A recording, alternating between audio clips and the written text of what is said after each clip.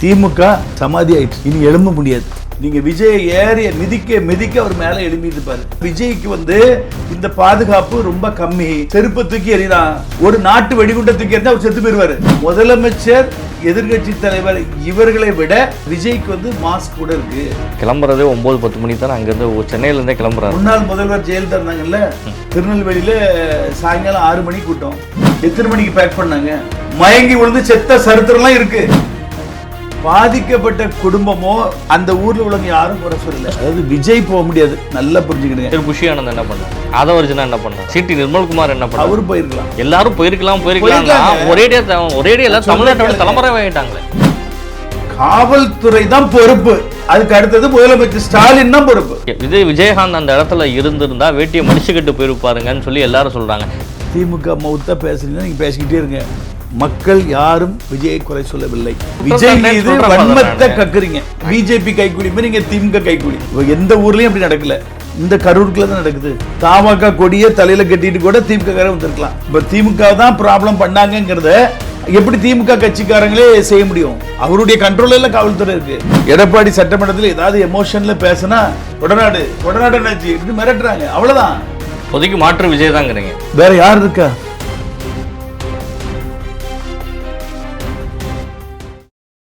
Clouds one வாய்ஸோட ஒரு special இன்டர்வியூவில் ஒரு சிறப்பு அழைப்பாளராக அனைத்து இந்திய ஜனநாயக பாதுகாப்பு கழகத்தினுடைய நிறுவன தலைவராக இருக்கக்கூடிய காட்ஃப்ரே நோபல் அவர்கள் இணைந்துள்ளார். கேட்பதற்கான கேள்விகள் நிறைய இருக்கின்றன. வாருங்கள் நிகழ்ச்சிகள் சொல்லலாம். வணக்கம் ஃபாதர். வணக்கம். தமிழக வெற்றி கழகம் தான் இன்றைக்கி ஒரு பெரிய ஹாட் டாப்பிக்காக தமிழ்நாட்டினுடைய அரசியலில் போயிட்டு இருக்குது. சட்டமன்றவுடைய கூட்டத்தொடரில் முதலமைச்சர் கரூர் கூட்ட நெரிசல் சம்பவம் பற்றி இன்றைக்கி மனம் திறந்து பேசியுள்ளார் முதலமைச்சர். விஜய் சீக்கிரமே வந்திருந்தார்னா இப்படி ஒரு பிரச்சனை அங்கே நிகழ்ந்திருக்காது, இப்படி ஒரு அசம்பாவிதமான ஒரு சூழ்நிலை இங்கே ஏற்பட்டிருக்காது அப்படிங்கிறத முதலமைச்சர் பதிவு செஞ்சுருக்காரு. தனிநபர் யார் மேலேயும் நான் எந்த குற்றத்தையும் யாரும் சுமத்த வேணாம், நாங்களும் சுமத்தலை அப்படிங்கிறதையும் முதலமைச்சர் சொல்லியிருக்காரு. எப்படி பார்க்குறீங்க இதை? ஒரு அரசியலை ப்ரமோட் பண்ணுறாங்க. அதாவது ஒரு முதலமைச்சர் அவருடைய கண்காணிப்பில் அவருடைய டிபார்ட்மெண்ட் தான் போலீஸ் டிபார்ட்மெண்ட். ஒரு கூட்டம் நடத்துறதுக்கு யார்கிட்ட அனுமதி கேட்குறாங்க? காவல்துறை அனுமதி கேட்குறாங்க. காவல்துறை உடனே கொடுத்துருந்தாங்களா? 78 நிபந்தனை கொடுத்து இதை செய்யாது, அதை செய்யாது, இப்படி பண்ணு, அப்படி பண்ணு சொல்லி இவங்க அதுக்கெல்லாம் வளைஞ்சு கொடுத்த பிறகு இவங்க ரிங் ரோடுன்னு சொல்லி அவுட் சைடில் உள்ள ஒரு இடத்த கேட்குறாங்க. அப்போ இவங்க அதை கொடுக்கறாம ஏற்கனவே இதே பிளேஸை யார் எடப்பாடியார் கேட்டதற்கு கொடுக்க முடியாது, இது ரொம்ப நெருக்கடியான இடம் அப்படின்னு சொல்லி அவர் யார் நம்ம இன்பதுரை எம்பி ஒரு காட்டுறாரு, அந்த லெட்டரை காட்டுறாரு. குறுகலான ஒரு இடம் அது. அப்போ அவங்களுக்கு ஏடிஎம்கே இது ஒரு குறுகலான இடம் என்றால் மதுரை உயர்நீதிமன்ற நீதியரசர் என்ன சொன்னார்? முதலமைச்சர், எதிர்கட்சி தலைவர் இவர்களை விட யார் விஜய்க்கு மாஸ்க் கூட இருக்கு. அப்போ நீங்கள் போலீஸ் அதிக கேர் எடுக்கணும்னு ஒரு ஜட்ஜி சொல்கிறாரு. அப்போ முதலமைச்சரோட கூட்டம் கூட. அப்போ இவங்க எவ்வளோ ப்ரியாரிட்டி கொடுக்கணும்? காவல்துறை தான் பொறுப்பு, இதுக்கு மாற்று கருத்தே இல்லை. அதுக்கு அடுத்தது முதலமைச்சர் ஸ்டாலின் தான் பொறுப்பு. ஏன்னா இந்த டிபார்ட்மெண்ட் அவர் கைக்குள்ள இருக்கு. காவல்துறை முதலமைச்சர் ஒரு மீட்டிங் நடத்துறதுக்கு உயிர் சேதம் வராமல் இருக்க பாதுகாக்க யாருக்கு பொறுப்பு? விஜய பார்ப்பாரு. அப்போ தான் பெர்மிஷன் கேட்காம அவர் பாட்டுக்கு தெருல நடந்துட்டு போயிடலாமே. காவல்துறை தான் நெரிசல். பாருங்க, ஒரு இடத்துல கூரையை பிச்சுட்டு போறாங்க. போகும்போது அந்த கீழே பார்த்தீங்கன்னா ஒரு கால்வாய், சாக்கடை கால்வாய் போகுது. இதற்குள்ள ஒன்றுக்கு மேலே விழுந்து ஒரு 7 லேயராக மிதிச்சிட்டாங்க. அப்போது இவ்வளோ பெரிய க்ரௌடு வர்ற இடத்துல அந்த கால்வாயை மூட வேண்டாமா? சொல்லுங்க. நிறைய சாவு அதில் தான். அனுமதி கேட்டது ஒரு 10,000 பேருக்கு தான் நான் கேட்டிருக்கேன். அதாவது அனுமதி கேட்குறது ஒரு குத்து மதிப்பு தருங்க. நீங்கள் இன்விடேஷன் கொடுத்து ஒரு கல்யாண வீட்டுக்கு 5000 கார்டு கொடுத்துருக்கோம், 10,000 வருவாங்கன்னு நினைக்கலாம். ஏன்னா இது இன்விடேஷன் கொடுத்தா நடக்கிற கூட்டம். இது யாருக்கும் தெரியாதா? இது ஒருவேளை விஜய் சரியான நேரத்துக்கு வந்திருந்தால் ஒரு பாருங்க, 3 மணிலேருந்து 10 மணி வரைக்கும் பெர்மிஷன் வாங்கியிருக்காங்க. முன்ன பின்ன ஆகும் கேட்டிங்களா? இதில் அவர் மேலே தப்பு, இவர் மேலே, அதாவது 10 மணிக்கு மேலே தாண்டுனா நீங்கள் சொல்லி குற்றம், 3 மணிக்கு முந்துனா குற்றம். அவங்க அப்ரூவல் டைம் 3 to 10. அந்த 3 to 10 வரைக்கும் இவங்க பாதுகாத்து வைக்க வேண்டியது போலீஸ் டிபார்ட்மெண்ட்டுடைய கடமை. ஆனால் மக்களுக்கு தெரிஞ்சது அந்த 3 மணி 10 மணி 12 மணி தானே மக்களுக்கு தெரிஞ்சிருக்கு. அதை பேஸ் பண்ணி தான் கிரௌட் வந்திருக்காங்க. 3 மணிக்கு விஜய் இங்கே பேசுவாருன்னு சொல்றாங்க. எல்லா டிவிகளும் ஒளிபரப்புக்கு ரெடியாக. நாங்களும் நிறைய கூட்டம் நடத்தியிருக்கோம். இந்த தேர்தல் இந்த மாதிரி அரசியல் கூட்டங்கள் வந்து சொன்ன டைம் நடத்த முடியாது. தாலி கட்டா இத்தனை மணிக்கு தாலி கட்டு கரெக்டாக நடத்தணுங்க இருக்கு. இது டிராஃபிக்கு, இவர் வேற ஒரு மாஸ் லீடர், கூட்டங்கள் கூடுது, எங்கே பார்த்தாலும் க்ரௌடு, அது எதிர்பார்த்த டைம் கீப்பப் பண்ண முடியாது. அவங்க கொடுக்கப்பட்ட நேரத்திற்குள்ள வந்து விட்டார், அதில் மாற்று கருத்து இல்லை. கிளம்புனதே வந்து ஒரு கூட்டம் 10 மணிக்கு நடக்குது, அவர் அங்கேருந்து கிளம்புறதே 9-10 மணிக்கு தானே அங்கேருந்து சென்னையிலேருந்தே கிளம்புறாரு. முன்னாள் முதல்வர் ஜெயலலிதா இருந்தாங்கல்ல, திருநெல்வேலியில் சாயங்காலம் 6 மணிக்கு கூட்டம், எத்தனை மணிக்கு பேக் பண்ணாங்க?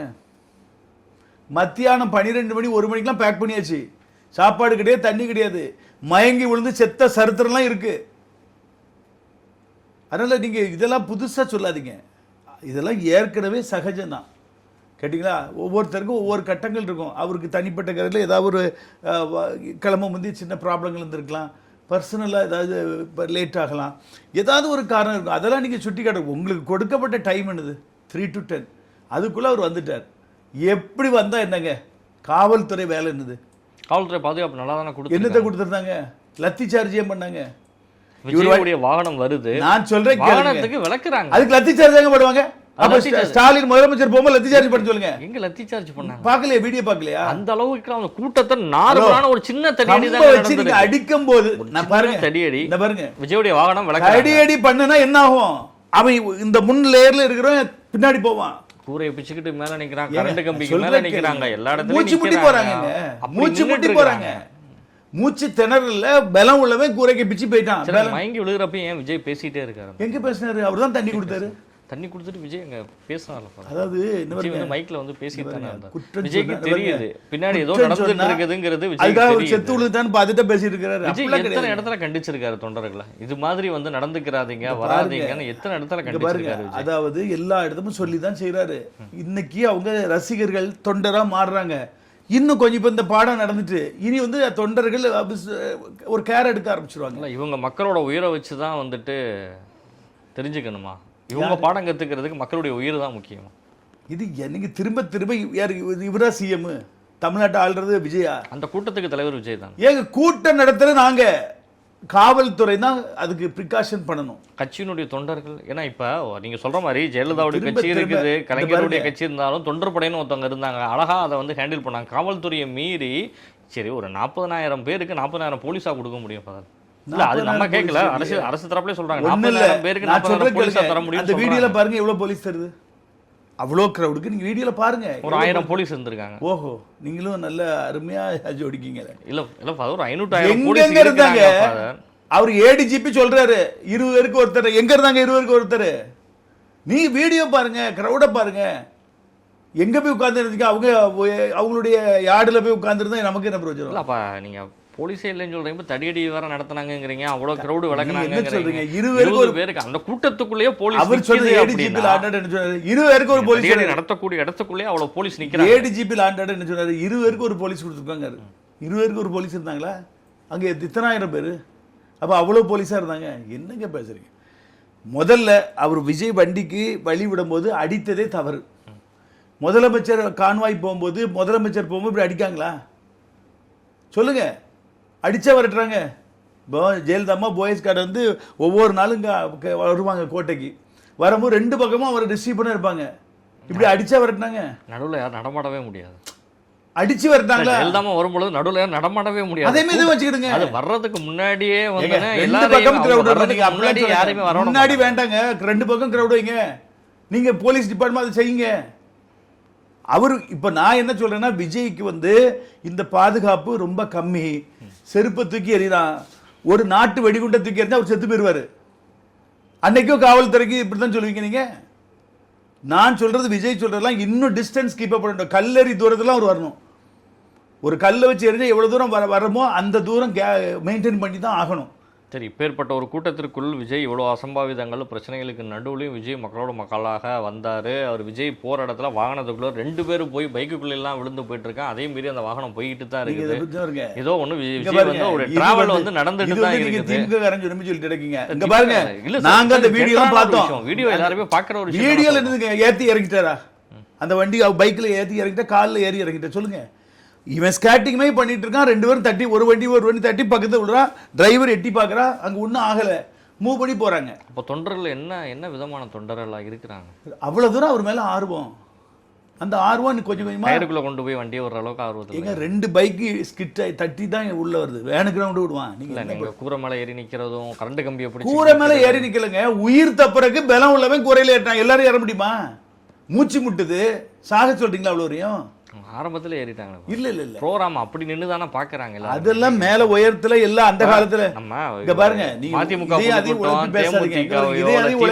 அதிமுகவுடைய கூட்டங்கள்லாம் பாக்குறாங்க. நான் வந்து விஜயும் தப்பு சொல்லல, யாரையும் தப்பு சொல்லல. பாக்குறதுக்கு வராங்க. கூட்டங்களை வரக்கூடியப்ப தலைவர்களே சொல்றாங்க, அங்கெல்லாம் ஏறி நிக்காதீங்க, அது தவறு, குழந்தைங்களை தலையில தூக்கிட்டு நிக்காதீங்க, வராதீங்கிறத நிறைய இன்ஸ்ட்ரக்ஷன் எல்லா தலைவரும் சொல்லிருக்காரு. தான் பிள்ளைய பறி கொடுத்த தாயின்னு சொல்லியிருக்கு. அவர் வராதுங்கன்னு சொன்னாரு. நாங்க தான் தப்பு பண்ணிட்டோம்னு அவங்க பாதிக்கப்பட்டவங்களே சொல்றாங்க. பாதிக்கப்பட்ட இப்பேற்பட்ட ஒருத்தர் கூட அவரை தாக்கி பேசல. இப்பேற்பட்ட ஒரு தொண்டர் 32 குடும்பமே வந்து விஜய் வந்து தாக்கி பேசல. ஒரு தலைவனாக ஒரு இடத்துல ஒரு அசம்பாவிதம் நடக்கு, காவல்துறையை மீறி காவல்துறை வரக்கூடாதுன்னு சொன்னாங்க, அதனால தான் நான் கிளம்பிட்டேன்னு சொல்றாரு விஜய். அந்த கிரௌடை மீறி வந்து விஜய் ஆஸ்பத்திரிக்கு போயிருக்கலாம். அதாவது விஜய் போக முடியாது, நல்லா புரிஞ்சுக்கிடுங்க. சரி, புஷி ஆனந்த் என்ன பண்ணார்? அவரு போயிருக்கலாம். ஆதவர்ஜனா என்ன பண்ணார்? அவங்க போயிருக்கலாம். சிடி நிர்மல்குமார் என்ன பண்ணார்? அவரு போயிருக்கலாம். எல்லாரும் போயிருக்கலாம். ஒரேடியா தலைமறை ஆயிட்டாங்களே. தலைமறைவுனா இவங்க இவ்வளவு டார்ச்சர் கொடைறாங்களாங்க. இடத்துக்கு தான் போல. அப்படி இல்ல, அசம்பாவிதம் இடத்திற்கு அவர்கள் போகவில்லை. ஆனா தலைமறைவு மட்டும் எப்படி ஆனாங்க? இப்ப அங்க போய் கலவரம் ஆயிட்டுனா இவங்க தான் பாட்டிலுக்கு 10 ரூபான்னு சொல்லும் தான் கரண்ட் கட்டாது. செருப்பும் அதுக்கப்புறம் தான் வருது. நீங்க சொல்றது வந்து ஏதோ ஒரு மோட்டிவோட வந்து நடத்தப்பட்டது மாதிரி நீங்க வந்து சித்தரிச்சுட்டு இருக்கீங்க. சித்தரிக்கல, மோட்டிவ் தான். உங்களோட என்ன ஆதாரம் இருக்கு? பாட்டிலுக்கு 10 ரூபான்னு பாட்டு பாடின பிறகு தான் கரண்ட் ஆஃப் ஆகுது. கரண்ட் ஆஃப் ஆனவுடனே எல்லாருக்கும் திணறாங்க. அடுத்தாப்புல செருப்பு வருது.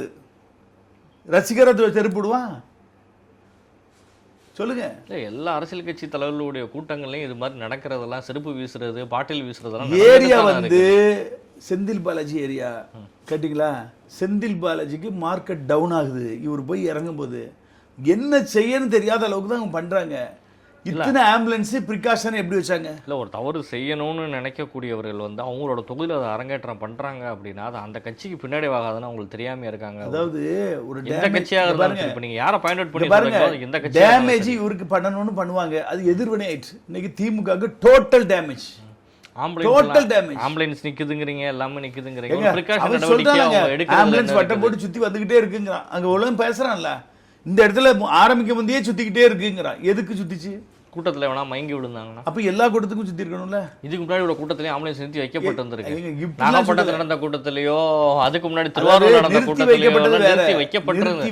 எப்பயுமே இவ்வளவு பெரிய கூட்டம் கூடக்கூடிய இடத்துல வந்துட்டு ஒரு சுகாதார பாதுகாப்பை ஏற்படுத்துறதுக்காக வந்து நிக்கிறதெல்லாம் வந்து வழக்கமான ஒரு விஷயம் தானே. மொத்தத்துல காவல்துறை ஃபால்ட். விஜய் மேல எந்த தப்புமே இல்லை. அவரு மேல என்னங்க தப்பு? அவர் பெர்மிஷனோட வராருங்க. பெர்மிஷன் கொடுத்தவங்க காவல் காக்குற அவங்க கடமை. அவர் பெர்மிஷன் வாங்க வந்தா நீங்க சொல்லலாம். 16 நாட்களாக வந்து போய் பார்க்கல. 16 நாள் துக்கம் முடிஞ்சதுக்கு அப்புறம் தான் போய் பார்ப்பேன். 17ஆம் தேதி அனுமதி தாங்கன்னு சொல்லி விஜய் கேட்கிறாரு. எங்க அப்ப எழுதி புரிஞ்சுக்கிட்டேன் உங்களுக்கு. 16 நாள் நான் சொல்றேன் கேளுங்க. இவர் போறதுக்கு எங்க அனுமதி நடந்தா 16 நாள் நீங்க ஒரு திருச்சிக்கு போறாங்களான்னு கேக்குறேன். நான் சொல்றேன், நீங்க பேசிக்கிட்டே தான் பேச முடியாது. அனுமதி ஒருத்தர் வந்து ஒரு வீட்டுக்கு போறதுக்கு அனுமதி கேட்கணுமாங்க? அவ்வளவு தூரம் இவங்களை முடக்கி வச்சிருக்காங்க. எங்க முடக்குனாங்க சார்? நீங்க தான் சொன்னீங்க இப்ப அனுமதி கேட்டிருக்காரு. விஜய் வீட்ல இருந்து பட்னா பார்க்க போனாரு. அவர் யார் கேட்டாங்க? நீங்க கரூர் போறதுக்கு அனுமதி இந்த வீட்ல இருந்து இந்த வீட்டுக்கு வந்தாரு. யார் கரூர் போறதுக்கு அனுமதி கேட்கணுமா? அங்க இருந்து இங்க சென்னை வந்தாரு. கரூர் போறதுக்கு அனுமதி கேட்கணுமா? அங்க வந்து இங்க சென்னை வந்தாரு. கரூருக்கு போய் இவங்களால பாதிக்கப்பட்டவங்க பார்க்க போறதுக்கு அனுமதி கேட்கணுமா? ஏன் போயிருக்கலாமே விஜய்? அனுமதி கேட்கணுமாங்கற. இல்ல விஜய் போயிருக்கலாம். நீங்க சொல்றீங்க அனுமதி கேட்டிருக்காங்கன்னு சொல்றீங்கல்ல. ஆமா, ஏன் கேக்குறாரு? ஏன் கொடுக்கல? விஜய் ஏன் கேக்குறாரு? கேட்காமலே போலாம், கேட்டு ஏன் கொடுக்கல? விஜய்ல போட்ட நிபந்தனைகள் படிச்சீங்களா பாருங்க. ஏங்க நான் திரும்ப நீங்க விஜய் அதாவது விஜய் வந்து நிபந்தனைகள் முன்வைத்துள்ளார். நீங்க இப்படி கேட்டுட்டு இருந்தா நல்லா இருக்காது. நான் சொல்லுங்க, விஜய் முன்வைத்திருக்கார். நீங்க இப்படியே கேட்டுட்டு இருந்தா நல்லாவே இருக்காது. இது வந்து நீங்க வந்து அதாவது வேணுக்குன்னு கேட்டமே கேக்குறீங்க. இல்ல ஃபாதர், இல்ல அவர் ஒரு பெரிய ஒரு அரசியல் தலைவர். ஹலோ, இங்க பாருங்க, அரசியல் தலைவர். ஒரு பிரச்சனை வந்துட்டு அதுல இருந்து தாண்டி வந்துட்டாங்க. பாதிக்கப்பட்ட குடும்பமோ அந்த ஊர்ல உள்ளவங்க யாரும் குறை சொல்லல. நீங்க 32 குடும்பங்களும் வந்து விஜய் மீதான இப்பேற்பட்ட தொண்டர்களை படைத்த ஒரு விஜய் வந்து ஒரு 20 லட்சம் ரூபாய் நிவாரணம் அறிவிக்கிறவர். விஜயகாந்த் அந்த இடத்துல இருந்திருந்தா வேட்டியை மடிச்சுக்கிட்டு போயிருப்பாருங்கன்னு சொல்லி எல்லாரும் சொல்றாங்க. ஏன் விஜய் காவல்துறை தடுக்கட்டும், ஏன் விஜய் போக முடியாது? இப்ப நீங்களே தான் சொன்னீங்க, கேளுங்க, அனுமதி வாங்கி தான் விஜய் போகணுமான்னு கேக்குறீங்க. ஆமா, அவ்வளவு தூரம் ஒடுக்குறாங்கங்கிறேன். உங்களுக்கு அவர் போக விட மாட்டேங்கிறாங்க. அதை வந்து விஜய் உடைக்கிறதுக்கு எந்த இடத்துல முயற்சி பண்ணார், எந்த இடத்துல விஜய் எந்த இடத்துல முயற்சி பண்ணலன்னு உங்களுக்கு எப்படி தெரியும்? இல்ல ஃபாதர், விஜய் எந்த நீங்க கூட இடத்துல இருந்தீங்களா? இல்ல நான் கேக்குறேன், நீங்க அவர் கூட இருந்தீங்களா? ஒரே ஒரு சின்ன விஷயம் தான் ஃபாதர். ஏர்போர்ட்ல விஜய் இறங்குறாரு, ஆமா பத்திரிக்கையாளர் கேள்வி கேட்குறாங்க, விஜய் அப்படியே கிளம்பி போயிட்டாரு. ஆமா விஜய் சென்னை வரும் வரைக்கும் வந்துட்டு விஜய் வந்துட்டு எந்த விதமான பிரச்சனையை வந்து காவல்துறையால் சந்தித்தார். அவர் இறங்கி வீடு போற வரைக்கும் எந்த விதமான பிரச்சனையை சந்தித்தார். விஜய் வீட்டுக்குள்ள இருக்கிறாரு, பாதுகாப்பும் முறையாக கொடுக்கப்பட்டது. அவரை வந்து கட்சி நிர்வாகிகள் ஆலோசனை கூட்டம் அவரை வந்து வீட்டுக்கு எந்த இடத்துல வந்து விஜய் வந்து மிரட்டுறதுக்கு வாய்ப்பு இருக்குன்னு நினைக்கிறீங்க நீங்க? இல்ல நீங்க எதுக்கு சப்ஜெக்டே மாதிரி மிரட்டணும்னு நான் சொன்னேன். இல்ல தடுக்கிறதும் மிரட்டுறதும் ஒண்ணா? தடுக்கிறது அவங்க அங்க ஸ்பாட்டுக்கு போக கூடாதுன்னு சொன்னது காவல்துறை. யாரு அந்த ஹாஸ்பிட்டல்ல போய் பார்க்க போக கூடாதுன்னு சொன்னது காவல்துறை தான். அவரை தடுத்து நிர்வாகிகள் அனுப்பியிருக்கலாம்ல விஜய். எங்க இவரையே போக கூடாது நிர்வாகி எப்படி விடுவா? நான் சொல்றது கேளுங்க. தலைவர் வந்து மாநிலம் முல்லாம் நான் சொல்றது கேளுங்க. இவங்க எல்லாம் ஆக்கிரமிச்சிட்டாங்க. திமுக காரங்க போய் அந்த ஆஸ்பத்திரி ஆக்கிரமிச்சிட்டாங்க. கலவரத்தை தூண்டுவாங்க. இது இன்னும் பெரிய லாண்ட் ஆர்டர் பிரச்சனை மாறிச்சு அப்படிங்கறத விட ஆக்கிரமிச்சிட்டாங்க. ஒரு ஆளும் அரசாங்கம், ஒரு ஆளும் அரசாங்கத்தினுடைய முதலமைச்சரும் அமைச்சர்களும் அந்த இடத்துல போறதுல என்ன தப்பு இருக்குங்கிறீங்க? அவங்க கீழே தான் ஆட்சி இருக்குது. அப்படி இல்ல, இவங்க ஆட்சி அதிகாரத்துல உள்ளவங்க தான் இவங்க போய் இவங்க கலவரம் பண்ணுவாங்க. கூட்டம் நடத்தின விஜய் இவங்க போய் கலவரம் பண்ணுவாங்க. கூட்டம் நடத்தின விஜய் போகல, ஆளும் அரசு தானே அதுக்கு போய் ஆகணும். ஏன் ஆளும் அரசாங்கத்தோட கண்ட்ரோல்ல தானே எல்லாம் அரசியல் பண்ண போறாங்க. எங்க அரசியல் பண்ண போறாங்க? துப்பாக்கி சூட்டுக்கு யாரெல்லாம் போனா சொல்லுங்க. தூத்துக்குடி துப்பாக்கி சூடுங்க. ஆமா, எடப்பாடி அவங்களுக்கு போல எப்போ இவரு ஸ்டாலின் போயிருக்கணும்ல, போனாரா? கட்சி நிர்வாகிகள் எல்லாரும் போனாங்களே, முன்னாள் அமைச்சர்கள் எல்லாரும் பெறட்டுறீங்க பாத்தீங்களா? முன்னாள் அமைச்சர்கள் விஜய் போனாரா விஜய் போனாரான்ட்டு இப்படி கட்சி நிர்வாகி போனாங்க. சரி, அதுக்கப்புறம் வந்து முதலமைச்சர் போய் வந்துட்டு துக்கம் விசாரிக்கிறதுக்கெல்லாம் போனார்ல, அதுக்கிட்ட அடுத்த கட்டமா வந்து முதலமைச்சர் எல்லாம் போயிருக்காரு, தூத்துக்குடிக்கு போனாரு. இங்க பாருங்க, இபிஎஸ் அவர்கள் ஏன் போகல? இல்ல உங்களுக்கு வந்து திமுக மௌத்தா பேசுறீங்கன்னா நீங்க பேசிக்கிட்டே இருங்க. மக்கள் யாரும் விஜயை குறை சொல்லவில்லை. இப்ப நான் அதை தான் சொல்றேன். மக்கள் யாரும் விஜயை குறை சொல்லவில்லை. நீங்க மக்கள் யாரும் என்ன பேசவே விடலையே, ஒன் சைடாச்சு குறை சொல்லிட்டே இருக்கீங்க. இது ஒரு டிபேட் மாதிரியே இல்லையே. விஜய் மீது மக்கள் குற்றம் சாட்டலைங்க, நான் ஏத்துக்கிறேன். வன்மமா நீங்க சொல்றீங்க. இல்ல, விஜய் மீது மக்கள் குற்றம் சாட்டலைன்னு சொல்றாங்க, வன்மத்தை கக்குறீங்க. அவ்வளவுதான் நான் சொல்றேன். இல்ல, விஜய் மீது வன்மத்தை கக்குறீங்க. அதான் சொல்றேன், பிஜேபி கைக்கூலி மாதிரி நீங்க திமுக கைக்கூலி. நான் உங்ககிட்ட கேட்ட ஒரு விஷயம் கைக்கூலி உங்களுக்கு வந்து கரெக்டானபடி நீங்க கேட்டீங்கன்னா கரெக்டா பதில் சொல்லுங்க. அதான் பா சொல்றேன். சரி, நிர்வாகிகள் ஏன் போல ஃபாதர்? அதுக்கு தான் இன்னைக்கு வரைக்கும் பதில் கேக்குறேன். நிர்வாகிகள் மேல எஃப்ஐஆர் போட்டு உள்ளத்துக்கு வச்சு அந்த கட்சை முடக்கணும்ங்கமா எப்படி போக முடியும்? சரி, யார் மேல ஃபாதர் எஃப்ஐஆர் போட்டு? வரிசையா போட்டாங்களா? கரூர் மாவட்ட செயலாளர், அதுக்கு பக்கத்துல நாமக்கல் மாவட்ட செயலாளர், எல்லாரும் தான் போட்டாச்சு. புஷி ஆனந்த், ஆதவ் அர்ஜுனா, நிர்மல் குமார், அவ்வளவு மாதிரி கேஸ போட்டாங்கல்ல. தமிழக வெற்றி கழகத்தினுடைய நிர்வாகிகள் எல்லார் மீதுமே வழக்கு வந்து பதிவு செய்யப்பட்டிருக்குன்னு நீங்க சொல்லிட்டீங்க. நிர்மல்குமார் மீது வழக்கு, புஷி ஆனந்த் மீது வழக்கு, கரூர் மாவட்ட செயலாளர் மீது வழக்கு, எல்லார் மீதுமே வழக்கு இருக்குது. ஆதவ் அர்ஜுனா மீதும் அந்த வழக்குகள் வந்து இருக்குது. இத்தனைக்கும் அவர் வந்து தமிழ்நாட்டிலேருந்து டெல்லி போகிறாரு, டெல்லியில் ப்ரெஸ் மீட்டோட வச்சுருக்காரு, திரும்ப அங்கேருந்து வந்துட்டு தமிழ்நாட்டுக்கு வந்திருக்காரு. ஒரு அரசாங்கம் ஒரு கட்சியினுடைய தலைவரை போகிறதுக்கு தடுக்குது அப்படிங்கிற பட்சத்தில் வந்து ஆதவ் அர்ஜுனா மீது ஏன் கைது நடவடிக்கை அரசு செய்யலைன்னு நினைக்கிறேன்? யார் மேலேயும் எடுக்கல கைது நடவடிக்கை.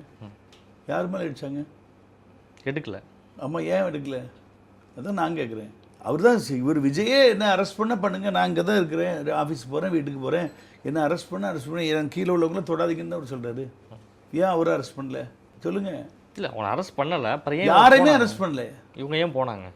இவங்க எங்கே போனாங்க? தலைமுறை வாழ்றதுக்கான காரணம் என்ன? தலைமுறை எங்க ஒரு பெயில் வரும் வரைக்கும் நீங்கள் போலீஸே சொல்லிடுவாங்க, பெயில் வரும் வரைக்கும் 4 பேருக்கு கண்ணில் படாதீங்கம்பாங்க. இதுதான் இயல்பு எங்கேனாலுமே. அரெஸ்ட்லாம் பண்ண மாட்டாங்க. உங்கள் நேரில் போனாலும் அரெஸ்ட் பண்ண மாட்டாங்க. நீங்கள் பெயில் போட்டுக்கிடுங்கம்பாங்க. எதுக்கு எஃப்ஐஆர் போடுறாங்கன்னா அவங்கள கோர்ட்டுக்கு 5-6 வருஷம் அலைய வைக்கிறதுக்கு தான். இது ஒரு பனிஷ்மெண்ட் தான். அரெஸ்ட்லாம் பண்ண மாட்டாங்க. இன்றைக்கி சீமானு எவ்வளோ பெரிய பிரச்சனை, அந்த லேடி பிரச்சனை வந்தது, அவர் பயந்து அவ்வளோ பெரிய திரள் கூட்டத்தோடு மறந்துக்கிட்டு போனார், அரெஸ்ட்டாக பண்ணாங்க. சொல்லுங்க, ஏன் அரெஸ்ட் பண்ணாமல் இருக்கிறதுக்கான காரணம் இதை விட ஸ்ட்ராங்காக? அரசியலில் வந்து அரெஸ்ட்லாம் லேஸில் பண்ண மாட்டாங்க. அவங்களுக்கு பல வழக்கில் போட்டு மனநோயை இது பண்ணுறதுக்கு கோர்ட்டுக்கு அலைய வைக்கிறதுக்கு தான். கேட்டிங்களா? இதில் வந்து அரெஸ்ட் பண்ணுற அளவுக்கு இதில் குற்றம் எதுவுமே கிடையாது. ஒரு கொலை பண்ணிட்டு வந்தாங்களா, இல்லை எங்கேயாவது போய் திருடிட்டு வந்தாங்களா, எதுக்கு அரெஸ்ட் பண்ணோம்? வித் பெர்மிஷனோட, போலீஸுடைய அனுமதியோட நடந்த மீட்டிங். இது வந்து நீ ஒரு பக்கம் எடுத்தால் நீங்கள் விபத்துன்னு நினச்சிக்கலாம், இன்னொரு பக்கம் சூழ்ச்சின்னு நினச்சிக்கலாம். ஏதோ ஒரு விபத்து, உயிரிழப்பு வந்துட்டு எல்லாருமே மனசு அப்செட்டில் இருந்தாங்க. நானே அப்செட்டில் தான் இருந்தேன். நானே விஜயுடைய அவங்க அப்பாவுக்கு ஃபோன் பண்ணி ஆறுதல் படுத்தினேன். அவங்க அம்மா கிட்ட எப்படி இருக்காங்கன்னு கேட்டேன். விஜயோட ஃபேமிலி கால் பண்ணி பேசுறீங்க அவர் ஃபாதர்கிட்ட பேசி. ஏன்னா ஒரு துக்கமான செயல். அவர் அழாக்குறையா ஒரு பேட்டி கொடுக்குறாரு. அப்போ அவங்க அப்பா அம்மாவுடைய இருதயம் எப்படி இருக்குங்கிறதுக்காக அவங்ககிட்ட தான் பேசினேன். அப்போ அவங்களே என்ன சொல்றாங்க, பொது வாழ்க்கைக்குன்னு வந்தாச்சு, இதெல்லாம் வரும்னு நினைச்சு தான் உள்ள இறங்குறோம். கண்டிப்பா இன்னும் இதுக்கு மேலேயும் வரும். அதையும் எதிர்கொள்றதுக்கு எனக்கும் சக்தியை கடவுள் கொடுத்துருக்காரு. என் மகனும் இப்போ அப்பா 8 அடினா பிள்ளை 18 அடி பாய்வார். அவரும் ஸ்ட்ராங்காக தான் இருப்பார். அப்படியே அப்போ அந்த அரசியல்னு வரும்போது எதிராட்கள் வந்து இப்படி தான் சூழ்ச்சிகள் பண்ணி நொறுக்கி வேதனைப்படுத்தி கஷ்டப்படுத்தி ஒவ்வொருத்தராக அவங்களையுமே நிறைய பேரை பேச வச்சு ஏதாவது ஒரு வம்பை இழுத்து மார்க்கெட்டை உடைக்கணும்னு பார்த்தாங்க. அது ப்ரமோஷனாக மாறிட்டு திமுகவுக்கு வீழ்ச்சியாக மாறிட்டு. எந்த இடத்துல திமுக வீழ்ந்துருச்சு, திமுக பயந்துருச்சுன்னு எந்த இடத்துல சொல்றீங்க? எல்லாருடைய கருத்தும் நீங்க பாமர மக்கள்ல இருந்து படிப்பறிவில் உள்ளவங்க எல்லாரும் கேட்டா இது வந்து சூழ்ச்சி சூழ்ச்சி சூழ்ச்சின்னு சொல்றாங்க. யார் பண்ணா? சூழ்ச்சின்னு பண்றாங்க. யார் பண்ணானா பர்டிகுலர் நேம் போய் சொல்ல முடியுமாங்க? அவங்க கோட்டைக்குள்ள எல்லாம் மிக்ஸ் ஆகி தான் வருவாங்க. ஒரு கூட்டம் வந்து திமுகவும் சேர்ந்து மிக்ஸ் ஆகி வரும். தாமக கொடியை தலையில கட்டிட்டு கூட திமுக வந்திருக்கலாம். எல்லாம் கலவரம் பண்ணணும், ஏதாவது ஒரு இடைஞ்ச பண்ணணும், இவன் வளர்ந்து வரக்கூடாதுங்கிறதுல கான்செப்ட் பண்ணுவாங்க. கண்டிப்பாக செய்வாங்க. அதனால யார் பண்ணானா ஒரு ஆளை பர்டிகுலர் பர்சனை பிடிச்சி காட்ட முடியுமா கூட்டத்தில்? நீங்கள் நினைப்பீங்க அவன் ஷால் போட்டிருக்கான் தாவாக்கான்னு நினைப்பீங்க. ஒரு ஷால் 50 ரூபா கொடுத்தா வாங்கி கழுத்து போட்டு கழுத்து கட்டிக்கலாம். யார் வேணாலும் எந்த கட்சி எப்படி அதை வச்சு நீங்கள் ஐடென்டி பண்ணுவீங்க? செருப்பு வந்து உள்ள அவர் பக்கத்துலேருந்து தலை பக்கத்தில் போகுது. அப்போது செருப்பே போகும்போது நாளைக்கு வெடிகுண்டத்துக்கு வீசலாம், கத்தியை தூக்கி வீசலாம். அவ்வளோ தூரம் எதிர்ப்பு இருக்குங்கிறத இதே நீங்கள் ஒரு அடையாளம் தானே. இப்போ எந்த ஊர்லேயும் அப்படி நடக்கல, இந்த கரூருக்குள்ள தான் நடக்குது. ஆமாம், நாமக்கல்ல நடத்தினாரு, நாகப்பட்டினம் நடத்தினாரு, எல்லா இடங்கள்லையும் வந்து கூட்டம் நடந்தது. கரூர் மட்டும் அசம்பாவிதம் நடந்துருச்சு, எல்லா வகையிலுமே நடந்திருக்கு. ஏன்னா கரூரில் உள்ள செந்தில் பாலாஜியை தான் ஸ்டாலின் வந்து ரொம்ப நம்பி இருக்காரு. கொங்கு பெல்ட்டை எப்படியாவது இழுத்து கொண்டு சேர்த்து தந்துருவாரு அப்படின்னு. ஏன்னா கொங்கு பெல்ட் ஃபுல்லாக அதிமுக பெல்ட். அந்த அதிமுக பெல்ட்ல உள்ளவர் தான் யாரு? செந்தில் பாலாஜி. அப்போ செந்தில் பாலாஜியை கையில் எடுத்து தான் கொஞ்சம் ஏற்கனவே அசைச்சாங்க. இந்த தேர்தலையும் அந்த கொங்கு பெல்ட் ஓட்டை எடுக்கணும்னு ட்ரை பண்ணாங்க. அதுதான் இப்போ விபரீதமாக மாறி போச்சு. அப்போ அவர் வந்து நல்ல பேர் ஸ்டாலின்ட்ட வாங்குறதுக்காக சில யுக்திகள் பண்ணியிருப்பாரு. அது விபரீதமாக மாறிடுச்சு. இவங்க ஓடி போய் ஆஸ்பத்திரியில் பார்த்தோன்னெல்லாம் மக்கள்லாம் அதை ரசிக்கலை. நீங்கள் அமைச்சர் கூட அழுதாரு, வருத்தப்பட்டு எல்லாரும். அதுதான் எல்லாரும் சொல்லிட்டாங்களே, நல்லா நடிக்காரு, குழுங்கி கிழிச்சிருக்காருன்னு. அதாவது அது அழுறதுக்கும் ஒரு மெத்தட் இருக்கு. அது நம்புற மாதிரி அழணும். அது நம்புற மாதிரி இருந்துச்சு அது அழுற பார்க்க. இப்படி எட்டி பார்த்துட்டு அழுறது அப்படியா? அதுதான் எல்லா மீடியாலையும் அதை போட்டு கதைச்சாங்களே. உச்சநீதிமன்றம் சிபிஐ விசாரணையை வந்து விஜய் தரப்பில் கேட்கப்பட்டது, தாவக தரப்பில் கேட்கப்பட்டதுக்கு சிபிஐ விசாரணைக்கும் உத்தரவிட்டாச்சு. ஒரு முன்னாள் ஓய்வு பெற்ற ஒரு நீதிபதி ஒருத்தருடைய தலைமையில் வந்து நடத்துறதுக்கும் கொடுத்துட்டாங்க. ஏற்கனவே இங்கே இருக்கிறவங்களும் பொறுப்புகளை வந்து ஒப்படைக்கிறேன்னு சொல்லிட்டாங்க. அந்த எஸ்ஐடி விவகாரம்லாம் தெரிஞ்ச ஒரு விஷயந்தான். மதுரை உயர்நீதிமன்றம் தான் இதனுடைய ஜுடிஷியரி கீழே வருது. ஆனால் சென்னை உயர்நீதிமன்றமும் வந்துட்டு விசாரிக்கிறது. நீதிபதி வந்து விமர்சனத்தையும் வந்து விஜய்க்கு வந்து தலைமை பண்பு இல்லைங்கிறதெல்லாம் வந்துட்டு முன் வச்சிருக்காரு. இதெல்லாம் எப்படி பார்க்குறீங்க? இதுதான் ஊர் சந்திச்சிருச்சு போச்சே. சின்ன குழந்தை போய் கேட்ட சொல்லிடுவாங்களே. அவர் அந்த நீதிபதி செந்தில்குமார் இருக்கிறவர், அவங்க அம்மா வந்து திமுகவில் எம்எல்ஏ, இவர் திமுக சார்பில் பிபிஆர் இருந்திருக்காரு, ஜட்ஜி ஆகமுந்தி. அப்படிங்கும்போது எப்படி சரியான கருத்தை சொல்லுவாங்க? ரெண்டாவது ஜூரிசேஷன் மதுரை எப்படி இங்கே கேஸை ஃபைல் பண்ணாங்க? சரி, எதிர்பார்ட்டி இருந்தாங்களா? எக்ஸ் பார்ட்டி தீர்ப்பு கொடுக்குறாங்க. அப்போ எல்லாமே சுப்ரீம் கோர்ட்டில் உள்ள நீதிபதி என்ன சொல்கிறாரு? ஒரு சென்னை உயர் நீதிமன்றத்தில் 2 நீதிபதி எப்படி கருத்து சொல்லலாம்? அது கிளை, இது மெயின். இங்கேயும் அங்கேயும் 2 ஒரே நீதிபதி, ஒரே சப்ஜெக்ட், 2 எதிரும் புதிருமான ஒரு தீர்ப்பை கொடுக்குறாங்க. இதுவே கண்டிக்கத்தக்கதுன்னு அவர் சொன்னார். அங்கேருந்து ஒரு பெரிய கொட்டு தானே கொட்டியிருக்காரு. அப்போது இதிலிருந்தே இன்னும் திமுகவுக்கு கெட்ட பேர் தான். இவங்க வந்து ஒரு அதாவது ஏதாவது ஒரு சூழ்ச்சி பண்ணி அவருக்கு விஷமம் பண்ணி அவரை கெடுக்கணும்னு பார்க்குறாங்க. அது அவங்களுக்கே வந்துடுது. தான் வெட்டின குழியில் தானே விழுவாங்கிற பழமொழியில் இவங்க எதெல்லாம் விஜய்க்கு ஆப்போசிட்டாக பண்ணாங்க, இதெல்லாம் அவங்களுக்கு அகென்ஸ்டாகவே முடிஞ்சிட்டு இன்றைக்கி சுப்ரீம் கோர்ட்டில் கேவலப்பட்டு போச்சு. இதைத்தான் நான் முதல் ஒரு மீடியாவில் நான் சொன்னேன், சிபிஐ விசாரணை கண்டிப்பாக வேணும் அப்படின்னு. அப்போ பாருங்கள், இதுதான் கடவுள் செஞ்ச செயல் தான். ஏன்னா ஒரு தமிழ்நாடு கவர்மெண்ட்டு அவங்க அண்டரில் உள்ள போலீஸை வச்சு எப்படி நீதி கிடைக்கும்? இப்போ திமுக தான் ப்ராப்ளம் பண்ணாங்கங்கிறத எப்படி திமுக கட்சிக்காரங்களே செய்ய முடியும்? அவருடைய கண்ட்ரோலில் காவல்துறை இருக்குது. அப்போ இன்னும் வெளியேருந்து சிபிஐ வந்தால் அவங்களுக்கு இங்கே எந்த கலர் தெரியாது, யார் திமுக யாருன்னு தெரியாது. விசாரிக்கும் போது ரியல் ஃபேக்டர் வரும். அதனால் அப்போ இந்த ஒரு நீதிபதி தனி அமர்வுன்னு போட்டு நீதிபதி விசாரித்தாங்க. அந்த அம்மா தான் துப்பாக்கி சூட்டுக்கு விசாரித்தாங்க. தண்டனை கொடுத்தாச்சா? கண்டுபிடிச்சாச்சா? அதே மாதிரி ஜெயலலிதா அம்மா இறந்ததுக்கு தனிநபர் நீதிபதி ஒருத்தர் போட்டாங்க. ஆமாம், என்னாச்சு? தண்டனை கொடுத்துட்டாங்களா? ஸ்டாலின் முதல்ல பிரச்சாரம் பண்ணும்போது நான் வந்து ஒரு எதிர்கட்சி தலைவர் அப்படின்னு கூட நினைக்கல. நம்ம முன்னாள் முதல்வர் அவங்க மரணத்தில் மர்மம் இருக்குது, நான் வந்த உடனே முதல் காரியம் அதை என்னன்னு கண்டுபிடிப்பேன். நாங்கள் கண்டுபிடிச்சாரா? அங்கே கொடநாடு வழக்கை நான் விசாரித்து நான் முடிப்பேன்னு சொன்னார். கண்டுபிடிச்சாரா? எடப்பாடி சட்டமன்றத்தில் ஏதாவது எமோஷனில் பேசினா கொடநாடு என்னாச்சு இப்படி மிரட்டுறாங்க, அவ்வளோதான். அப்போ இவ்வளோ தானே உங்கள் காவல்துறை லட்சணம்? நீங்கள் தேர்தல் வாக்குறுதியாக சொல்லியே இதை நிறைவேற்றி முடிக்கலையே. நான் வந்து முதல் வேலை முதலமைச்சருடைய மரணத்தை குறித்து உண்மையை வெளியே கொண்டு வரணும்னாரு. இப்போ ஆட்சியே முடிய போகுது. இவ்வளோதான் உங்கள் லட்சணமா? காவல்துறை லட்சணம் இவ்வளோதானா? இதுக்கு அவர் என்ன சொல்லுவார்? அதனால் எல்லாமே மொத்தத்தில் திமுக சமாதி ஆயிற்று, இனி எழும்ப முடியாது. நீங்கள் விஜய் ஏறிய மிதிக்க அவர் மேலே எழும்பிட்டு இருப்பார். இப்போ நீங்கள் 20 நாள் 15 நாள் நீங்கள் அவரை பிரச்சாரத்தை நிறுத்தி வச்சாச்சு. இதில் நீங்கள் குளிர்காயலாம் அவரை நிறுத்திட்டோன்னு. ஆனால் நான் என்ன ஒரு எக்ஸாம்பிள் சொல்கிறேன்னா, ஒரு ஆறு வந்துக்கிட்டு இருக்கு மலையிலேருந்து, அது போயிட்டே இருந்தால் அதே அளவு தான் இருக்கும். அதை குறுக்க சுவர் போட்டு மறிச்சிட்டு திரும்ப திறக்கும் போது அந்த மொத்த தண்ணியும் சேர்ந்து மொத்தமாக இருக்கும்போது பெரிய வெள்ளமை வரும். அதே போல் இவரை நீங்கள் முடக்கி வச்சுருக்கீங்க.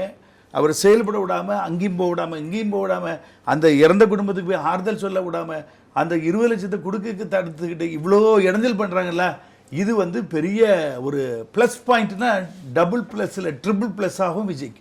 புதுச்செழுந்து வருவதற்கான அடுத்த கட்டம் பெரிய அளவில் இருக்கும். கண்டிப்பாக உடைக்கிற இடம் ஒவ்வொரு தடைகளை தாண்ட உயர்வு தான். இந்த தடையில் அவர் சோர்ந்து படுக்கல. இன்னொரு பியூட்டிஃபுல்லான ஒரு காரியம் என்னன்னா, இதுவரைக்கும் சரித்திரத்தை நான் அறியலை, இப்படி ஒரு இழப்புகள் வந்துச்சுன்னா ஏதாவது சன்மானத்தை கொடுத்து முடிச்சிருவாங்க.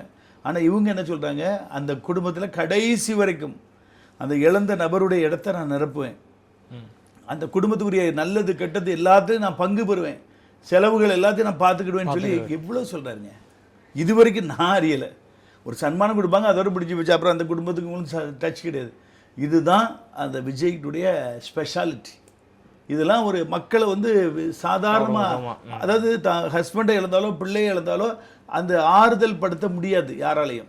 ஆனால் இப்படி ஒருத்தர் நமக்கு ஒரு சகோதரம் கூட இருக்கிறாரு அப்படின்னு சொல்லி ஒரு இன்னும் கொஞ்சம் அந்த ஆறுதல் அடையும். பணம் வந்து ஒருத்தர் ஆறுதல் படுத்தாது. பணத்தை கொடுத்த உடனே அந்த இடத்த நிரப்பிட முடியுமா? கணவரை குணந்திரலாமா? வரைக்கும் நான் இருப்பேன்னு சொல்லி கொடுக்குற அந்த ஒரு ஆறுதல்ங்கிறது அவங்கள மத்தியில் ஒரு பெரிய ஆறுதல், சாதாரண ஆறுதல் கிடையாது. மாதம் வந்து அறிக்கை வந்து கொடுக்கணும்னு சொல்லி அந்த புதுதாக நியமிக்கப்பட்ட குழுவுக்கு உச்சநீதிமன்றம் ஒரு ஆணையம் போட்டுருக்கு. இது எத்தனை மாதங்களை கடந்து வந்து இந்த சிபிஐ விசாரணை போகுங்கிற ஒரு கேள்வியும் இதில் எழுது. அதாவது இப்படி ஒரு அறிக்கை கொடுத்தாதான் இப்படி ஒரு கண்டிஷன் கொடுத்தாதான் சீக்கிரமாக செய்வாங்கங்கிறது தான். அப்படி கிடப்பில் போட்டக்கூடாதுல்ல. இந்த ஆறுமுகசாமி கமிஷன் அப்படி கிடப்பில் போட்ட ஒன்றும் பிரயோஜனமே இல்லையே. அப்போ இது 1 மந்த்துக்கு ஒருக்கா நீ என்ன செஞ்சான்னு ரிப்போர்ட் கொடுக்கணும் தான் அவங்க ஸ்பீடாக வேலை பார்ப்பாங்க. அதுக்கு தான் அந்த உத்தரவு கொடுக்குறாங்க. இத்தனை மாதம் இழுக்கணுங்கிறக்கா இல்லை, இந்த கண்டிஷன் போட்டாலே ரொம்ப மாதம் இழுக்க முடியாது, சீக்கிரத்தில் ஒரு முடிவு வந்துடும். நீங்கள் தாவைக்கால இணையர் எண்ணத்தில் இருக்கீங்களா? தாவைக்கால நான் ஒரு பார்ட்டி லீடர், ரிலீஜியஸ் லீடர். தாவைக்கால இணையங்கிறதுல என் மனசுல கிடையாது. இல்லை, விஜய் பற்றி நிறையா விஷயங்கள் வந்துட்டு தெளிவுபடுத்திருக்கிறதனுடைய பட்சத்தில் வந்துட்டு ஒரு விஜய் ஒரு லீடரா எனக்கு வந்து சேரணுங்கிறது ஒரு சில பேருடைய மனசுல இருக்கு. எனக்கு வந்து மாற்று அரசியல் வர வேண்டும். எனக்கு மாத்திரம் இல்லை, தமிழ்நாட்டில் உள்ள 8 கோடி மக்கள் அதை விரும்புகிறாங்க. அதை கட்சிக்கார இந்த நிர்வாகிகள் வேணால் விரும்பாமல் இருக்கலாம். எல்லாருமே எதுக்குன்னா, காமராஜர் காலத்துக்கு பிறகு 55 வருஷமாக ஒரு அணை கூட கட்டாமல் தனக்குத்தானே பங்களாக்களையும் மாளிகைகளையும் தன் சந்ததிகளுக்கு 10,000 தலைமுறைக்கு சொத்தை சேர்க்காங்களே தவிர மக்களுக்கு ஒன்று செய்யலை. இன்றைக்கி நீங்களும் நானும் சாப்பிட்றோம், இன்றைக்கி விவசாயிகள் வாழ்கிறாங்கன்னா காமராஜர் போட்ட பிச்சை தான். அன்னைக்கு அவர் அணைக்கட்டு கட்டலாம் நீங்கள் சாப்பிட முடியாது. இப்போதைக்கு மாற்று விஜய் தாங்கிறீங்க. வேற யார் இருக்கா சொல்லுங்க? வேற யார் இருக்கா? கமலஹாசன் வந்தார், நல்ல மாஸ் ஏறிச்சு, டிவியை டார்ச் வச்சு அடித்து உடைச்சார், துண்டு சீட்டு பறந்து போயிட்டு அவர் பெண்களுக்கு நான் 500 ரூபா கொடுப்பேன்னு சொல்லி சொன்னார். உடனே ஸ்டாலின் வந்து நான் 1000 ரூபா கொடுப்பேன்னு சொன்னார் தேர்தல் நடக்கும்போது. அப்போ இவர் கிரிட்டிசம் பண்ணுறாரு, துண்டு சீட்டு என் கையிலேருந்து பறந்து காற்றுல போயிட்டு அதை ஸ்டாலின் எடுத்துகிட்டு 1000ன்னு சொன்னார், ஏன் ஸ்கீம் அப்படின்னாரு. இன்னைக்கு என்ன சொல்கிறாரு? மௌனியாகி பெரிய ஸ்டிக்கரை போட்டு வாயை ஒட்டியாச்சு. ஒரு எம்பிக்காக கட்சி கூட்டம்னு ஏதோ முக்கிய நிர்வாகிகள் சொல்லி அறிவிப்பு கொடுத்து கூட்டத்துக்கு கூட்டினாரு. ஒருத்தரும் போகல. கூடாரம் காலி. எல்லா பத்திரிகையிலும் டிவிலையும் வந்தது, கூடாரம் காலி. அப்போ ஒருத்தர் நம்பி மக்கள் ஓட்டு போட்டாங்க. அவர் அந்த கடைசி ரவுண்ட்ல தான் தோந்தாரு. பாத்தீங்களா, கோயம்புத்தூர்ல நல்ல லீடிங்ல ஏறி வந்தாரு. கொஞ்சம் சின்ன ஓட்டு வித்தியாசத்துல தோந்தாரு. இனி போய் நிக்க சொல்லுங்க, ஓட்டே உழாது. இங்கதான் கூடாரம் காலி ஆயிட்ட. அப்போ ஒரு சீட்டுக்காக கொள்கையை மறந்து நான் ஊழல்வாதியோட நீங்க நான் கூட்டணி வைக்க மாட்டேங்க வச்சு இப்ப அந்த கட்சியாவே ஆயிட்டே இருப்போம். இப்ப பேட்டி கேட்டா தெரிச்சு ஓடுறாரு. அவ்வளவுதான். அப்போ ஒருத்தர் சான்ஸ் கொடுப்பாங்க மக்கள். அந்த சான்ஸை வந்து கரெக்டா உபயோகப்படுத்தவில்லைன்னா இதே கதை. ரொம்ப நான் விஜய் அவருக்கு சொல்றேன், அதிமுக கூட கூட்டணி வைக்கலாம், ஆனா பிஜேபி இல்லாத அதிமுக கூட வைக்கலாம். வச்சாலும் அவர் முதலமைச்சராக இவர் முட்டு கொடுத்து பிரயோஜனமே இல்லை. ஆளுக்கு 50-50. இவருக்கு 2.5 வருஷம், அவருக்கு 2.5 வருஷம். இப்படிதான் பக்கத்து அண்டை மாநிலங்கள்லாம் கூட்டணி போடும்போது அப்படி செய்யறாங்க. அப்படிதான் விஜய் வந்து கூட்டணி வைக்கணும் அதிமுக. இல்லை என்றால் காங்கிரஸை கூப்பிட்டு பார்க்கலாம். இல்ல சின்ன சின்ன கட்சிகள், அதாவது டிடிவி, நான் எப்படி சொல்லிருக்கேன், சசிகலா, ஓபிஎஸ், இப்போ அப்படி சின்ன சின்ன கட்சிகள் எல்லாம் சேர்ந்து ஒரு சின்ன சப்போர்ட் கொடுத்தா போதும், விஜய் வந்து ஃபுல் மெஜாரிட்டி ஜெயிப்பார். ஆனா தனித்து நின்று ஜெயிக்க முடியாத லெவல் இப்போ வரைக்கும் இருக்கு. தனித்து நின்று ஜெயிக்க முடியாது. ஆனா செகண்ட் வந்துருவாரு. திமுக தான் ஃபர்ஸ்ட் வரும், செகண்ட் வருவாரு, அதிமுக தேர்டுக்கு போயிடும். சில இடங்கள்ல அதிமுக ஃபோர்த்துக்கு போயிடும். எங்கன்னா ஆலங்குளத்தில் எடுத்துக்கிட்டீங்கன்னா அங்க 90% நாடார் தொகுதி. அதுல ஏற்கனவே இவரு ஹரி நாடார்னு 30 சம்திங் ஓட்டு எடுத்தாரு, 30,000. ஆமா, இப்ப திரும்ப இப்ப ராக்கெட் ராஜா நிக்க போறாரு. இப்ப ராக்கெட் ராஜா ஒரு 40,000 ஓட்டு எடுக்கலாம். அப்படிங்கும் போது திமுக எல்லாம் பார்டர்ல வரும், 42, 40, 40. அப்படிங்கும்போது விஜய் அதுக்கு முந்திருவாரு. கேட்டீங்களா? 3வது இடத்துக்கு யார் வந்துருவார்? ராக்கெட் ராஜா வந்துருவாரு. 4வது இடத்துக்கு அதிமுக 10,000 ஓட்டுக்கு போயிடும். டெபாசிட் கூட இழந்துரும். அந்த அளவுக்கு கீழே போயிடும். அதனால விஜய் வந்து கூட்டணி அதிமுக கூட வைத்தால் ஆட்சியில பாதி. 2.5 வருஷம் அவர் முதலமைச்சர்னா இவர் 2 வருஷம் துணை முதல்வர்பாங்க. துணை முதல்வர்னு புரோட்டோகாலே கிடையாது. நம்ம தமிழ்நாடு அரசா இருக்கட்டும், இந்திய அரசாங்கமா இருக்கட்டும், துணை முதல்வர்னு ஒரு பதவியே கிடையாது. இது வந்து சும்மா ஒரு ஐ வாஷுக்கு கூல் பண்றதுக்கு. இப்போ நாங்க எடப்பாடி கிட்ட ஓபிஎஸ் இடத்துல வந்து சேர்ந்த உடனே அவருக்கு துணை முதல்வர் கொடுக்கோம். நான் அந்த மீட்டிங்லாம் கூட சேர்ந்து போயிருக்கேன், பெரிய பெரிய மீட்டிங்லாம். அப்போ என் கூட அமைச்சர்கள்லாம் இருப்பாங்க. அந்த அமைச்சர்களுக்கு என்ன மரியாதை அதான் ஓபிஎஸ்க்கு இருந்துச்சு. ஏன்னா இவருடைய கார் வந்து எடப்பாடி கார் ஸ்டேஜ் வரைக்கும் போயிடும், இவரு கார் எங்க காரோட சேர்ந்து அங்கதான் நிற்கும் தள்ளி. அப்ப இவர் ஸ்டேஜ் விட்டு இறங்கின உடனே எடப்பாடி கார்ல போயிருவாரு, இவர் எங்க கூட கூட்டத்தில் நசுங்கி தான் வெளியே வருவார். அப்போ துணை முதல்வர் என்ன செஞ்சணும், இவர் காருக்கு பின்னாடி அடுத்த கார் நிற்கணும். அப்படிலாம் கிடையாது. நம்முடைய சட்டத்தின்படி துணை முதல்வர்னு ஒரு பதவியே கிடையாது, சட்டமன்றத்தின்படி கிடையாது. அப்படிங்கும் போது இது ஒரு கண்ணாம்பூச்சியுமே வச்சு நீங்க துணை முதல்வர் இருங்க. இப்படிதான் விஜயகாந்த் வந்து எதிர்கட்சி தலைவராக போய் அந்த கட்சி அழிஞ்சு போச்சு. அதாவது முதல்வர் பங்கு. ஏனென்றா நான் இன்னைக்கும் சொல்றேன், விஜயகாந்துக்கு வந்து ரசிகர்கள் இருந்தாங்க. ஆனா இப்படி பெண்களோ, அதாவது பிலோ 35 அப்படி அதிகமான ரசிகர்கள் இல்லை. இவருக்கு வந்து பாருங்க, வயதான பாட்டியெல்லாம் பேட்டி எடுக்கிறாங்க. எடுத்தா நாங்கெல்லாம் அந்த காலத்துல இருந்து எம்ஜிஆர், ஜெயலலிதா சொல்லி ரெட்டலைக்கு தான் ஓட்டு போட்டோம், இனி நாங்க அதுக்கு போட மாட்டோம், இனி என் பேரனுக்கு தான் பேரனை முதலமைச்சர் ஆகணும், சிலவங்க என் மகனை முதலமைச்சர் ஆகணுங்க. இவங்க எல்லாம் அதிமுக இருந்தவங்க.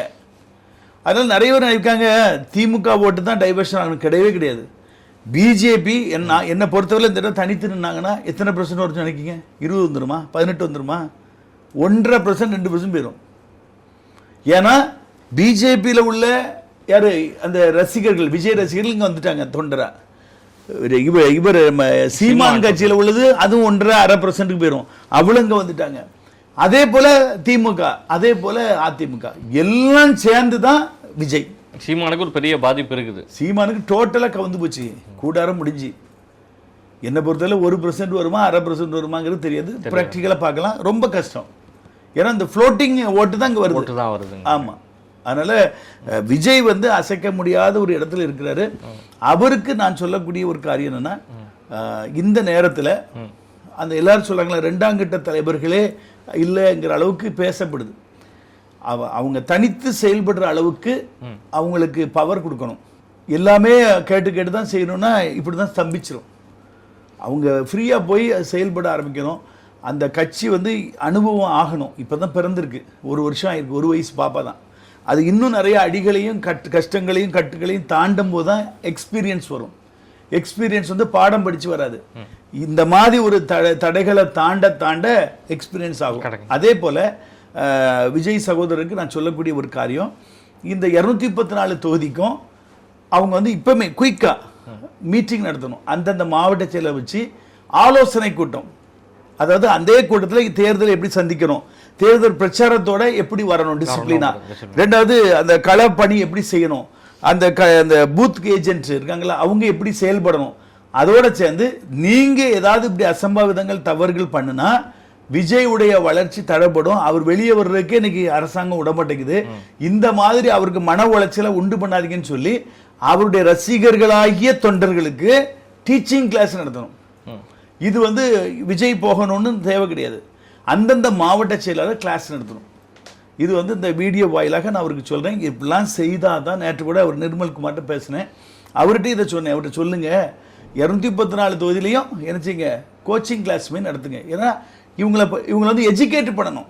இது வரைக்கும் அவங்க ரசிகர்களாக இருந்தாங்க, இப்போ அதே ரசிகர்கள் தொண்டர்களாக மாறுறாங்க, அரசியல்வாதியாக மாறுறாங்க. அப்போ இது எப்படி நடந்துக்கிடணும் அப்படிங்கிறது அவங்க எக்ஸ்பிளைன் பண்ணணும். இரண்டாவது, இப்போ என்ன எடுத்துக்கிடுங்க, நான் 2017 இந்த தனி கட்சி ஆரம்பித்தோம். எதற்காக ஆரம்பித்தோன்னா அதிமுகவில் தான் நான் இருந்தேன். இவங்க எடப்பாடியாரை போய் பிஜேபியோட கூட்டணி போட்டாங்க. இந்த பிஜேபியோட கூட்டணி போட்டதுனால இதோட போய் நான் இந்த பிஷப்பாக போய் அதில் உட்கார முடியாது. அதனால 2017 தனி கட்சி உருவாக்குறேன். அதுக்கப்புறம் நான் கண்டெஸ்ட் பண்ணுறேன். இன்னைக்கு பாருங்க 48 கட்சி ஏதோ கேன்சல் பண்ணியிருக்காங்க ரெஜிஸ்ட்ரேஷனை. எங்கள் கட்சி இன்னும் கேன்சல் பண்ணலை. ஏன்னா நான் எல்லா எலெக்ஷன்லையும் கண்டெஸ்ட் பண்ணியிருக்கேன். மும்பை சவுத் சென்டரில் போய் நான் தேர்தல் பிரச்சாரம் பண்ணி இதான் கேண்டிடேட்டாக இருந்து மொழி தெரியாத ஊரில் போய் இங்கிலீஷ்லையும் இது டிரான்ஸ்லேட்டர் ஒருத்தர் வச்சுக்கிட்டு எப்படியோ சமாளித்து இது பண்ணோம். 21 கவுண்டிலையும் நான் 4th ரவுண்டில் 4th ரேங்கிங்கில் வந்தேன். கலெக்டர் எழுப்பி கை கொடுத்தாரு, ஆச்சரியம்னு. அப்படிலாம் போய் கரகண்டு வாரம். அதுக்கப்புறம் வேலூர் ரீஎலெக்ஷனில் போய் கண்டெஸ்ட் பண்ணியிருக்கேன். அதுக்கப்புறம் Nanguneri by election, Radhapuram general election, Srivaikuntam election, Srivaikuntam தொகுதி, பாளையங்கோட்டை தொகுதியில் என் கேண்டிடேட்டை போட்டிருக்கேன். சிறுவைகுண்டத்தில் என் மிஸ்ஸஸை போட்டிருக்கோம். இப்படி நாங்கள் அரசியலில் இறங்கியிருக்கோம். இப்போ கடைசியாக உள்ளதில் 2 எம்பி தொகுதி தமிழ்நாட்டிலே 2 தொகுதியில் போட்டிட்ட ஒரே நபர் நான் தான். 2ம் ஆட்டோ ரிக்ஷா. தூத்துக்குடி பாராளுமன்றம், திருநெல்வேலி பாராளுமன்றம், ஒரே கேண்டிடேட் 2 தொகுதியில் நிற்கிறேன். தமிழ்நாட்டிலே நான் தான் ஒரு ஆள், இந்தியாவிலே அப்படி தான் நினைக்கிறேன். 2 தொகுதியை ராகுல் காந்தி வேணால் நின்றுப்பார், நான் 2 தொகுதி நின்று கேன்வாஸ் பண்ணேன். இதிலலாம் நீங்கள் ஜெயித்தீங்களா, எவ்வளோ ஓட்டு எடுத்தீங்கிறத விட, அதாவது எங்கள் மக்களே என்ன சொல்கிறான், ஒரு கட்சி நமக்கு ஒரு வளர்த்து கொண்டு வரணும்னா கிறிஸ்தவனு என்ன சொல்கிறான்னு தெரியுமா, பிஜேபி பி டீம். இவங்க ஒரு கட்சி ஆரம்பித்தாலே இவங்க வாயிலிருந்து வர்றது பிஜேபி பி டீம். நம்ம தமிழ்நாட்டில் வந்து மதவாதங்கிறது 0.01% கூட கிடையாது. ஆனால் அந்த பிஜேபி வந்து அந்த மதவாதத்தை திணிக்கிறாங்க. இந்து சகோதரர்களுக்கு அதை திணிச்சு அதை வெறியாக்குறாங்க. எனக்கு தூத்துக்குடி மாவட்டத்தில் எடுத்துக்கிடுங்க, திருவள்ளி மாவட்டத்தில் நாடார் சமுதாயத்தில் இந்து நாடார்கள் எல்லாம் பிஜேபிக்குள்ள போகிறாங்க. இப்போ இந்து கிறிஸ்டியனு அங்கே வேற்றுமை கிடையாது. நாடாரில் ஒரு வீட்டுக்குள்ளே ஒரு சம்மந்தம் எடுத்து இப்படி இப்படி மிக்ஸ் ஆகி தாங்க இருக்குது. அப்போ இதுக்கெல்லாம் காரணம் வந்து இந்த பிஜேபி மதவாதம் சாயத்தை இது பண்ணுறாங்க. அதனால இப்போ வந்து அரசியலில் வந்து நாங்கள்லாம் இதில் இறங்கி அனுபவப்பட்டுருக்கோம். அதே போல் டிடிவி தினகரன் அவங்களாம் குயிக்காக இழுக்கணும். இன்னும் 2 மாதம் காலதாமதம் பண்ணக்கூடாது.